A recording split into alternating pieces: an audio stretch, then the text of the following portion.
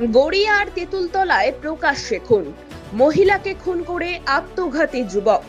দক্ষিণ কলকাতার গড়িয়ার তেঁতুলতলা এলাকায় দিনের বেলায় চাঞ্চল্যকর খুনের ঘটনা।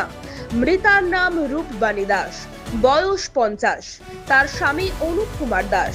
স্থানীয় সূত্রে জানা গিয়েছে, রূপবাণী দেবীর একটি প্রায় 15 বছরের পুরনো বিউটি পার্লার রয়েছে এলাকায়।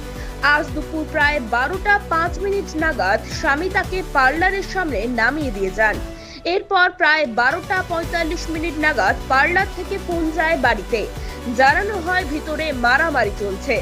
খবর পেয়ে স্বামী, ছেলে ও জামাইবাবু দ্রুত ঘটনাস্থলে পৌঁছান। গিয়ে দেখা যায় চারিদিকে রক্তে ভেসে যাচ্ছে এলাকা। প্রাথমিক তদন্তে জানা গিয়েছে, এক কাশ্মীরি যুবকের সঙ্গে রূপবাণী দাসের সম্পর্ক ছিল। সেই সম্পর্কে টানাপোড়েন থেকেই এই জোড়া খুনের ঘটনা বলে অনুমান পুলিশের। প্রত্যক্ষদর্শীদের দাবি, মহিলাকে খুন করার পর অভিযুক্ত যুবক নিজেই নিজের গলায় ধারালো অস্ত্র চালায়। ঘটনায় ব্যাপক চাঞ্চল্য ছড়িয়েছে এলাকায়। পুলিশ পুরো বিষয়টি খতিয়ে দেখছেন। ঘটনা ঘটেছে কি জেনে আপনারা এখানে এসেছেন? আমরা শুনতে পারলাম যে এখানে একটা মার্ডার হয়েছে।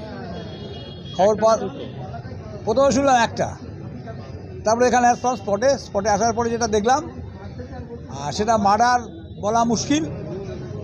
শুনলাম যে এখান দিয়ে লোকাল একটা মেয়ের সাথে সম্পর্ক ছিল, পম্পা, তাকে খুঁটটুট চালিয়েছে, হয়তো ভিতরে হস্তাহস্ত ছিল। তারপরে বাইরে বেরিয়ে এসে ও নিজেই গলায় খুঁট চালিয়ে দিয়েছে। সম্ভবত ছেলেটা কাশ্মীরের ছেলে, সম্ভবত। কখন ঘটেছে ঘটনাটা? আমরা তো এইমাত্র আধ ঘন্টা, ম্যাক্সিমাম আধ ঘন্টা এরকম হবে। ম্যাক্সিমাম আধ ঘন্টা। আপনার নাম আর পরিচয়? আমার নাম, আমি সঞ্জিত কুমার চ্যাটার্জি, 30 নম্বর ওয়ার্ডের কাউন্সিলর।